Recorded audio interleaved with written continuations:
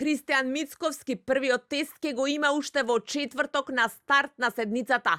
Според информациите на телевизија 24, актуелното мнозинство ќе остане надвор од собраниската сала и ќе чека ВМРО ДПМН, Алијанса за албанците, Алтернатива, БЕСА и Левица да обезбедат кворум за да почне седницата за гласање доверба на владата. Собранински извори за телевизија 24 брифираат дека ова била една од темите кои што се нашле на маса на вчерашниот состанок помеѓу Зоран Заев, Али Ахмети и собранинскиот спикер Талат Џафери во собранието.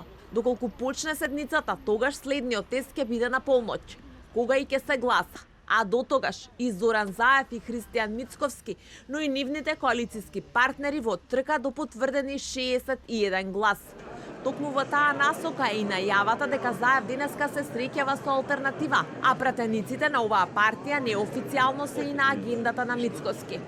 Од ВМРО ДПМН е пак официјално со предлог до пратеникот Скендер Реџеп Издејт, кој кажа дека нема да гласа за пат на владата доколку е Левица дел од тоа сценарио.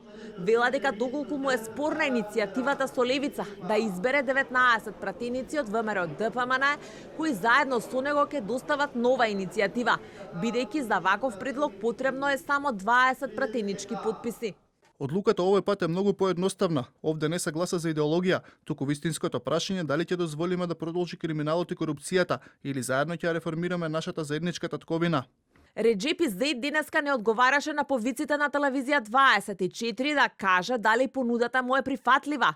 Дали успеал да ги убеди некој од своите сопартици да се приклучат на неговиот став, како што најавуваше, но и како ќе се позиционира доколку ставот на партијата е различен од неговиот. Реџеп Издејт вчера во интервју за телевизија 21 порача дека доколку неговата партија остане на списокот со Левица, тој ќе биде независен пратеник. Од Алтернатива денеска само велат дека утре ќе биде конечната одлука, која очекуваат да почитуваат сите пратеници, меѓу кои и Скендер Реџепи. Во моментот кога политичкиот субјект на кој припаѓам, Алтернатива, утре или задутре се одлучи да го прифати потписот заедно со Левица на списокот, тогаш мојата одлука ќе биде сигурно напуштање на партијата. Можам дури и да го вратам пратеничкиот мандат. Од БЕСА пак официјално молк. Лидерот Касами одбегна да одговори на прашањето дали Желено, како што го извади од владата на Заев, може и да го врати.